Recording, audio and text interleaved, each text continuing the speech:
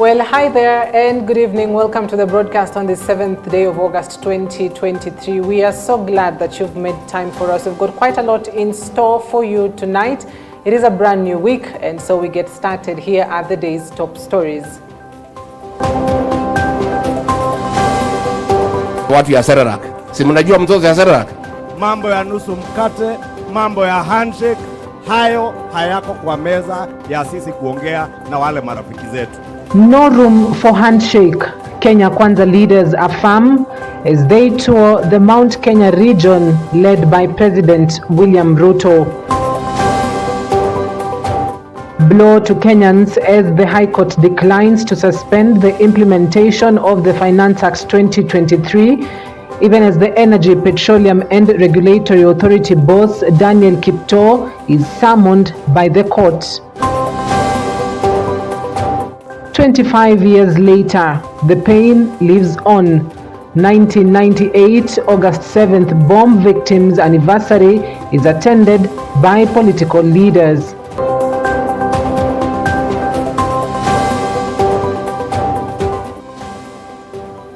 Well, my name is Cynthia Nanjala. You can watch this broadcast live on Facebook and on YouTube on EBN TV. Our SMS line is 23993.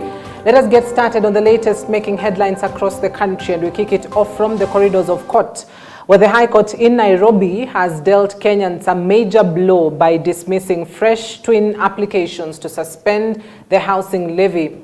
Justices David Majanja, Christine Meoli, and Lawrence Mugambi unanimously agreed that they had no powers to entertain the applications filed by the Law Society of Kenya and the Kenya Human Rights Commission, as the Court of Appeal had already issued an order unfreezing the Finance Act 2023. In the meantime, the court has directed that the Finance Act petition will be heard and determined on the 13th and 14th of September this year. Emmanuel Marwa reports. Cabinet Secretary, Treasury and Planning, National and the Honorable Attorney General, first and second respondents. In the case, the Law Society of Kenya argued that Section 84 of the Finance Act 2023 is a virgin and unconstitutional. The society lawyers Eric Theuri, Faith Odhiambo and Noel Ngoloma argued that although Kenyans need to pay taxes, the Kenya Kwanza government illegally enacted the housing levy by bending legislation procedures. The court was told that the levy was a mongrel of an idea, as no Kenyan will tell whether it was a tax, voluntary contribution, or a fund. Senior Counsel Charles Mutinda, Chief State Counsel Hassan Nura, holding brief for Mahat and Sekwe. Thank you, my Lord. Petition E232 of 2023, Robert Gavongo Kamwara as petitioner. May it please you, my Lord and my lady. My name is Robert Kamwara, petitioner in the matter, acting in person, and an advocate of the High Court. Cabinet Secretary, Treasury and Planning, and Attorney General, first and second respondents in the matter. According to LSK, the government ought to have dropped the idea to finance affordable housing, as a majority of Kenyans were opposed to the levy. LSK sued National Assembly Commissioner General of Kenya Revenue Authority, and the Attorney General, according to the society. The government is also unclear on how the Kenyans contributing to finance the houses will benefit from the same. Once the Court of Appeal lifted the suspension, it meant that the Finance Act would be implemented. Although the court stated that the court could consider suspending specific provisions of the Act, whose implementation would have an irreversible effect, and where parties cannot be refunded, we are not persuaded that we should exercise this jurisdiction at this stage, in view of the fact that those issues were all before the court when it made the decision. Must be recalled that this is a decision in rem, and it binds all the parties, whether they were before the court or not. So that the petitions are now scheduled for hearing, and it is on that basis that we decline to give any interim orders, because we believe those matters of conservatory orders were resolved by the Court of Appeal. And all the issues raised may still be canvassed in the parties' pleadings and submissions. Those are our orders.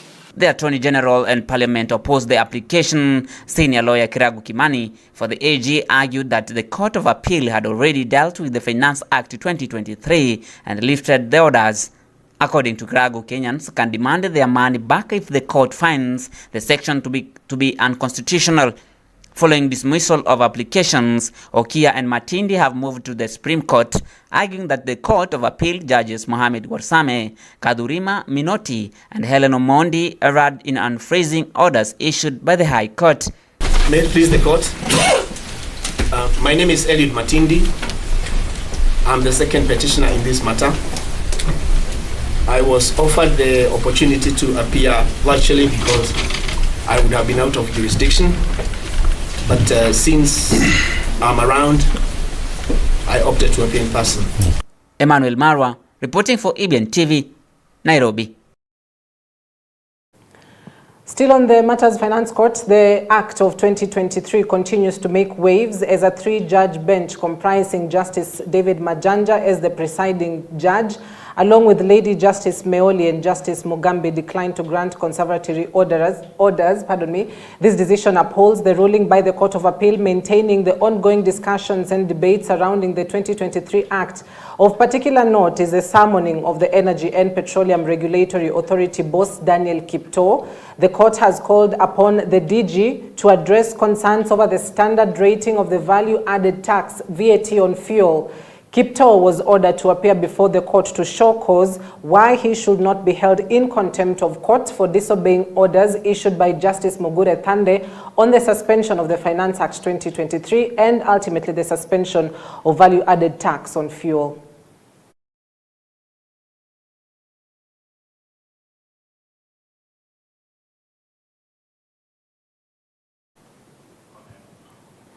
Well, NARC Kenya party leader Martha Karua has stated that time has come for the United States and the Kenyan government to have conclusive talks on how victims of the August 7th, 1998 bomb blast will in Nairobi and how will they be compensated.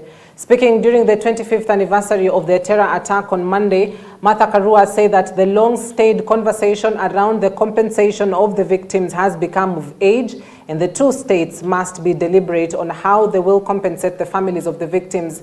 This comes in the wake of a compensation call by opposition leader Raila Odinga, who said he has made proposals seeking to amend the law to include Kenyan victims and their surviving spouses among those eligible for recognition and compensation under the U.S. Victims of State-Sponsored Terrorism Act. Had it rough all through the 25 years. Some of us have had problems with school. I humbly request the Kenyan government, the American government, to give compensation to the bomb blast victims so that they can get the closure that they need. Memorial Park offers a unique place to remember those lost 25 years ago and to reflect on their legacy. Supports a vibrant community dedicated to honoring the victims, the survivors, and everyone affected by the attacks by working each and every day to promote peace, ensure that the terrible events of 1998 never happen again. I want to offer an apology that America did not make it clear that they were sorry that you got caught in the crossfire. I believe that in time you will be compensated. And until I leave this earth, I will continue to fight for you. Yes, we are friends. What could we have done as friends to ensure that there is closure for the victims? It's better late than never.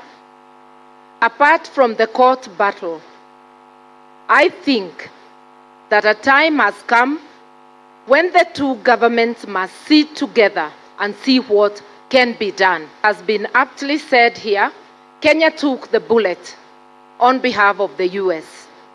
We cannot continue waiting for justice for the victims. Justice anywhere is injustice everywhere. And many Kenyans died unnecessarily It has been said we took the bullet on behalf of American friends. But we also want to say, to end Othaya, he then opened the Nyeri bus park and stage, which is expected to ease congestion and create a friendly transport environment. The head of state was accompanied by the Deputy President Rigathi Gachagua, Prime Cabinet Secretary Musalia Mudavadi, Cabinet Secretary for Transport Kipchumba Murkomen, and a host of other Mount Kenya leaders. Tumewaambia wale jamaa wengine, nimesikia jana wamekubali, wale watu ya kitendawili na maandamano, wamekubali jana ya kwamba mambo ya handshake hata hawa hawataki. Hiyo tumekubaliana. Sasa mimi nataka niwaulize jambo la pili. Kwa sababu mmekubali mambo ya handshake, mmewachana nayo. Mimi jambo la pili nataka niwaambie pia tukubaliane mambo ya vita na fujo na kuharibu mali na kuharibu maisha biashara ya watu. Pia na hiyo tukubaliane tukomeshe katika taifa letu la Kenya. Ya handshake hii watu wataki. Hapa mnataka?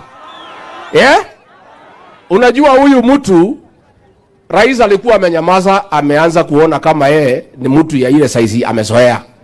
Ile watu ya Serarak. Si mnajua mtoto ya Serarak? Na hakuna kazi ya maana inafanyika miaka 5. Ndio huyu rais wetu miaka yake ni ngapi? Yake ni ngapi? Hata huyu Wandeto siwacha tumsaidie waende na huyu William Ruto miaka 10 tuone kazi kipahali itafika. Mambo ya kibinafsi, mambo ya kugawa mamlaka, mambo ya nusu mkate, mambo ya handshake, hayo hayako kwa meza ya sisi kuongea na wale marafiki zetu. Na leo Mheshimiwa Rais asubuhi nimeongea na Mheshimiwa former Vice President Kalonzo Musyoka, na tumekubaliana Wednesday saa 5:30 tutakutana pale Bomas, sio kwa hoteli. Niliwaambia hakuna chai na hakuna pesa ya kununua chai na hakuna allowance. Well, apologies for that. There was a mix-up on the video footage, but that story on air was about the no handshake, where leaders from the ruling coalition led by President William Ruto have affirmed to their supporters that they will not be blackmailed or threatened to a handshake by the opposition. Deputy President Rigathi Gachagua and the majority leader Kimani Ichung'wah have urged the head of state to shun handshake talks, but instead focus on national development. Tutapatana hapo Bomas, tukae chini, tuongee mambo ya mwananchi wa kawaida. Tumewaambia wale jamaa wengine, nimesikia jana wamekubali, wale watu ya kitendawili na maandamano, wamekubali jana ya kwamba mambo ya handshake hata hawa hawataki. Hiyo tumekubaliana. Sasa mimi nataka niwaulize jambo la pili. Kwa sababu mmekubali mambo ya handshake, mmewachana nayo. Mimi jambo la pili nataka niwaambie pia tukubaliane mambo ya vita na Kakamega Governor Fernandez Baraza has called on the government and the opposition leaders to prioritize the interests of Kenyans during the reconciliation talks. While addressing the residents of the Malava area, the governor insisted on the existence of open dialogue. Tunataka amani kwa nchi yetu ili tufanikishe maendeleo. Na tunashukuru sana msimamo ambao Baba Raila Amolo Odinga amechukua na rais wetu William Samuel Ruto. Lakini jambo ambalo tunawasihi viongozi wote ambao wako ile committee ya kuongea, please agree on the agenda of the discussion. Let us stop being headliners. Mazungumzo yakiwa ya kufanisha mambo ya amani, that is the only way we are going to have proper development bila upinzani wowote. Na hiyo ndio mambo ambayo sisi kama viongozi we want to ask our leaders, please sit on the table. Wacha kuwa na zile cards umeweka chini, put everything on the table ili mkuwe na kuongea ya kuleta amani nchini Kenya, and that is how we are going to achieve ile mambo ambayo mnaita bottom up economic transformation agenda. That is our plea kama viongozi, ili tupate suluhu ya kudumu kwa kwa mambo ya gharama ya maisha ambayo iko juu. Some of the leaders of the Jubilee Party from Embu County have asked retired President Uhuru Kenyatta to consider handing over the party to new leadership. Led by former ward representative of Kirimari Ward, Collins Nyaga, the leaders denounced the call for protests, saying that they are ready to work with the government for the benefit of the voters of Embu County. Mimi ningetaka kuambia Rais mstaafu Uhuru Kenyatta, hii chama ya Jubilee ilikupatia presidency mara mbili na ukaturudisha tena kwa kura kwa sababu koti ilikataa. Kwa hivyo tulikupatia kura mara 3. Ningetaka kuambia kwa roho safi, kuna yule rais ambaye amechaguliwa ambaye alikuwa ni deputy wako. Leo yeye sio deputy, leo ni rais wa Kenya. Mimi ningekuomba kwa heshima ustaafu kwa heshima ili uweze pia kurespektiwa na wale ambao wanatuangalia kama viongozi. Leaders from Baringo County have praised the government for its security operation in the area, which they say has brought significant changes.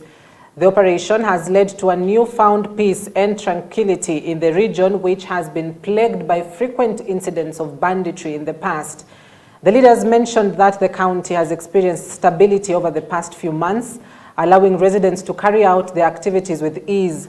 During a ceremony attended by leaders from conflicting communities, they symbolically shook hands as a sign of peace and called upon the respective communities to embrace peace. I want to recognize the efforts of the professionals kwa mambo ya amani. Hao wasomi wote tukiongozwa na hata Mheshimiwa Kiuta na wale wengine na wa MCS wote tumeshirikiana na tumeona hatutalala mpaka tubadilishe hii jamii. Sisi kama professionals na wamezunguka kila mali, ndio mnaona hii lala ambayo inafurahiwa sasa ni because of professionals.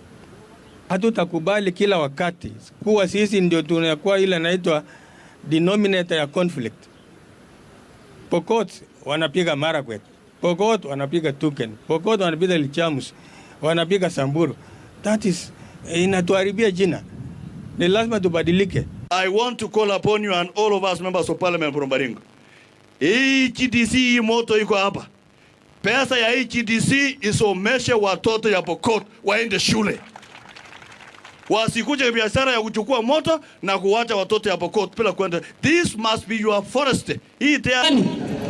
Baringo imebarikiwa sana na vitu vingi, lakini kwa sababu ya shida ambazo kidogo tunaweza kuwa nayo, mimi pia nimekuwa na shida zangu kidogo na Mheshimiwa Kamket hapa. Lakini ikafika pahali tukasema Baringo ni kubwa kuliko. Kenya Power has been inflating electricity bills in what has seen consumers overcharged by up to 20% for the power they did not use, the Auditor General has revealed.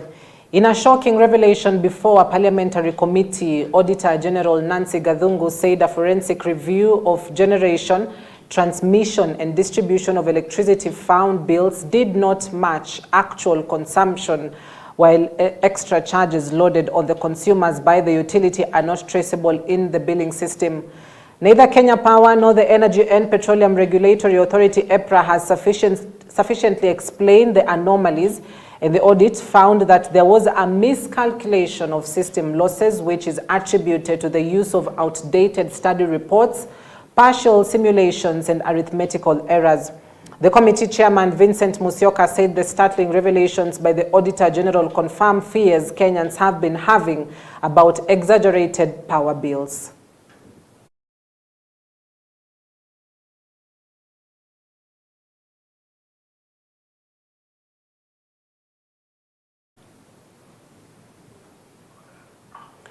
Now, First Lady Rachel Ruto, through the Mama Doing initiative, has partnered with the Narok County government for a city transformation project. The project entails a cleanup of Narok town and planting of 500 million trees in support of the commitment made by President William Ruto to plant 15 billion trees seedlings by 2032. Also part of the initiative is the Masai Mara University and Kenya Forest Research Institute. Speaking at St. Mary's Primary School after participating in a cleanup exercise, and later on launching a center of excellence in nursery management, Mama Rachel Ruto, who was flanked by Narok Governor, challenged youth and women to seek for best ways of waste management. On his part, Governor Ole Ntutu thanked the First Lady and the stakeholders for organizing the tree project to be maintained by the youngsters. Tuko na Masai Mara National Game Reserve. Wageni wakifika hapa kutoka ng'ambo hapa leo kupanda miti, ningependa tu kusema kwamba hii miti ambayo tunapanda siku ya leo tunapanda kwa ajili yenu na kwa ajili ya watoto wenu. Najua shida saa zingine ya sisi wa Afrika ni kwamba unapata mtu wako na ameona mti mkubwa kama hii, hajui kwamba wale ambao walikuwa hapo zamani waliweza kupanda kwa ajili yetu. Kwa hivyo mimi ningependa tu kuwasihi kwamba tuchunge hii garden ambayo tuko naye siku ya leo, ili iweze kutusaidia katika siku za usoni, na pia iweze kutusaidia kwa watoto wa watoto wetu. Mnajua kwamba rais wetu amezindua mradi, amesema kwamba kufikia miaka 10 ambayo inakuja tutakuwa tumepanda miti bilioni 15. Umesikia hiyo maneno? Amesema kwamba tutapanda bilioni 5 miaka 5 hii, alafu ile miaka ingine ambayo Mungu atamjalia pia aendelee kukua rais, tutapanda bilioni 10. Kwa hivyo tunamsaidia rais, na nchi yetu ya Kenya tunafanya kama sisi ni wa Kenya pia ambaye tunapenda nchi yetu, ili tuweze kupanda miti. Hii Narok ni yetu na tunakupenda, na umekuja na mambo mazuri sana ya kuhakikisha kwamba tumaishi kwa mazingira safi, na wewe ni mama kweli kabisa. Tunakupongeza na tuko pamoja na wewe, na tutakuwa pamoja na wewe, na tutasupport initiative zako zote, kwa sababu wewe ni mama na kamili. Hivyo unajilete chini, tunakuombea Mungu. To a sad incident, Brian Obiero Anyango, also known as Otuompolo, narrowly escaped death as he was attacked and stabbed on 5 occasions during a funeral in Gem on Saturday. The incident occurred at the burial of a retired teacher in Pap Kapinda, where the MCS supporters and those of his rivals Okun Abanda engaged in a violent clash, leading to the multiple stabbings in the back, abdomen and stomach. Fortunately, some good Samaritans were present and provided immediate first aid to Obiero before rushing him to the Aga Khan Hospital in Kisumu. Upon arrival, he was promptly admitted and taken to the operating theater for surgery. And medical professionals who spoke to the media reported that they attended to the MCA and successfully stabilized his condition, assuring that he was now out of danger and recovering well.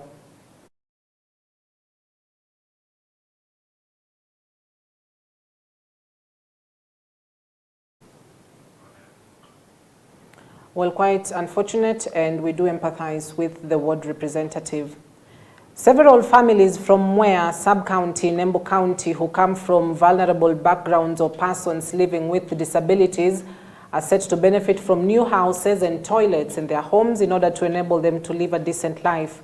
The benefactor, Mutua Ngumbi, who hails from the region, finances the project to improve the livelihoods of his fellow villagers. He says that he seeks to broaden the project beyond Mwea sub-county to help those in need. Sio mshughuliki wa nyumbani, si ashughuliki na watoto, hata alienda akuangi nyumbani. Ninasomesha, ninalea, sina shamba kubwa ya kulima, mmeiona. Alafu mambo ya kujenga hiyo ilinishinda, juu sina pesa na sifanyi kazi. Juu hata ukiangalia hii nyumba, wakati kuna upepo, kuna mvua, tunasumbukanga sana juu inaingiza maji, na upepo saa zingine inatoa hiyo mabati, tunaachwa hivyo tunanyeshewa. Sasa ningeomba nisaidiwe na nyumba, choo na hizo vitu zingine mkiweza. Right now we already have a plan of a house that is going to accommodate this lady. She has 5 children. We want to build for her once and for all a house that will cater for her daughter that has a child, for her disabled son, and also a decent toilet that Mutua, the disabled child in this family, can use comfortably without being afraid. Yangu hakuna nguvu kose, lakini hii ngaona ni mzuri, hawezi kwenda chini, ni kukaria na kutoa hiyo choo. Kuja tukaongea na wenyeji, tulikuwa nasoma na wao shule moja, tukaona wako na shida ya choo na shida ya nyumba. Sasa tukasema tutaanza hapo, tutawajengea choo mzuri, tutawajengea nyumba mzuri, alafu kama kuna usaidizi mwingine wowote ambao tungewapatia, tutashirikiana tusaidie wale ambao wako na shida. Na sisi tumeanza, huu ni mwanzo tu, tunataka kupanuka. Our goal is to expand, to help, not that we are publicizing ourselves or we are targeting anything. It's because God has blessed us. As my husband has said, we went to the same school with these people, but mahali tumefika ni Mungu ametufikisha. Na sisi the little we have, we want also to give them some dignity. Well, it is about 25 minutes past the hour. Mark, allow us to take a quick commercial break. We'll be back shortly. Stay with us.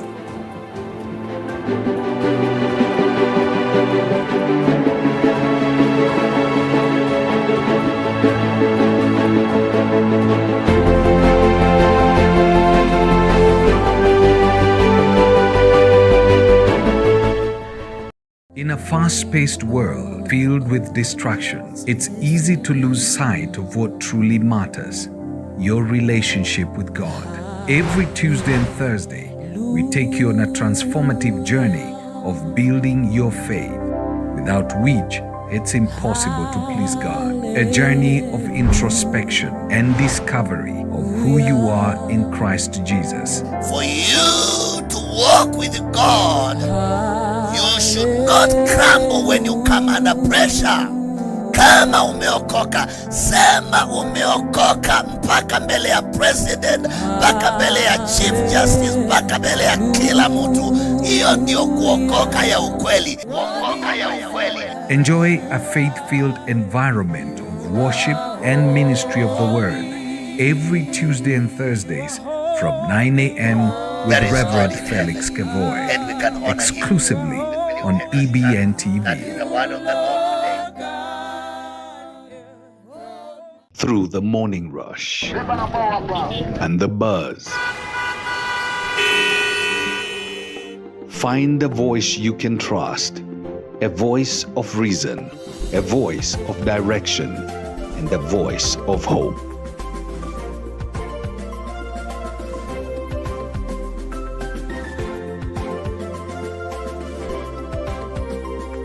Good morning. Welcome to the Morning Live. I'm Cynthia Nanjala. And I'm Sammy Adika. Rise and shine, folks. We hope you are ready for an energizing start to your day. Absolutely. We are here to bring you the latest headlines and trending news stories from the world of politics, business and finance, health and lifestyle, agriculture and sports. So grab your coffee, sit back and get ready for a fantastic morning of engaging discussions and news segments. Join us through our social media handles, #The Morning Live. This is Morning Live, exclusively on EBN TV.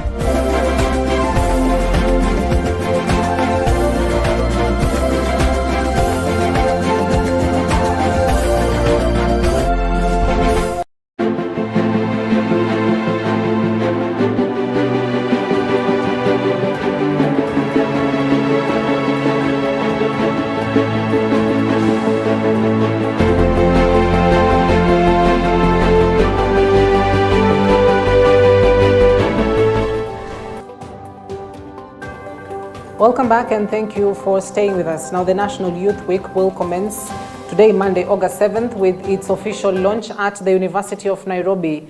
The launch comes ahead of the International Youth Day, which will be celebrated on August 12th. In a statement to the media, the Secretary of the Youth Department, Ismail Madey, mentioned that the inauguration will highlight various exhibitions, providing an opportunity for young people to showcase their talents. Through the sports and creative arts, we have opened it up to everyone across the country, especially our youth, to maximize the opportunity to boost their businesses in line with the better economy. By providing a platform for these young entrepreneurs to showcase their products and services during the National Youth Week and the Street Carnival, we strive to create a conducive environment for growth where our youth can participate in and benefit from our nation's prosperity. The youth mobilize the world. They can lead us to a better future for Kenya and that is why we must involve them. Kakamega Governor Fernandez Baraza has emphasized the urgent need for a comprehensive sugar conference aimed at addressing the pervasive challenges plaguing the sugar sector in both Western and Nyanza regions of Kenya. Speaking in Lurambi, Governor Baraza highlighted that the concerns surrounding the sugar industry extend far beyond Mumia's Sugar Company issue. Your Excellency, you have been instrumental in terms of touching the issue ya miwa in asking for the conference ya miwa. Hawa wazazi wakati kulikuwa na hapa juu hii kitu inaitwa Weybridge walikuwa na pesa. Sasa ile Weybridge imeanguka, Mumias imekwenda, ukiomba shilingi 100 kwa wazazi hawana. Hata shilingi 10 hawana. I want to encourage you, Governor, the issue of the conference, solve your own. But don't walk alone. Let us work with the executive. Let us reach out to the President of the Republic of Kenya, Mheshimiwa Ruto. Together with his government, let us all be together in that conference. Kwa sababu we will talk, but we will not have the power of the past. Suluhu ya kudumu on the issues of sugar, ambayo tutakuwa na kikao na rais wetu, William Samoei Ruto. That is the only way we are going to have a sustainable solution on the issue of sugar. Sio mambo na siasa pale chini because of having some tokenism na wale ambao watu ambao hawana mambo ya sukari as their priority. So as leaders, I want to assure you, tunashughulika pakubwa kuinua hali ya uchumi in Kakamega County because we must collaborate na serikali kuu ili tupate suluhu ya kudumu.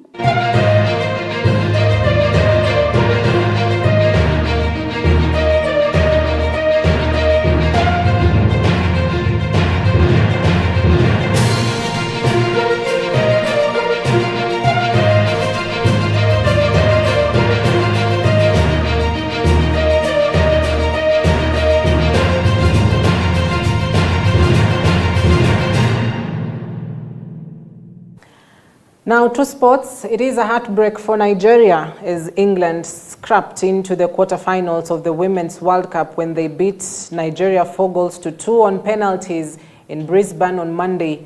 Despite Nigeria having the better of the chances, the European champions reduced to 10 players after 87 minutes, snuck home in front of 50,000 spectators after the match had finished 0-0 at the end of extra time. England held on after playmaker Lauren James received a red card for a needless stamp and will know they have to improve if they want to add the World Cup to the European crown. They will face Colombia or Jamaica on Saturday for a place in the semi-finals.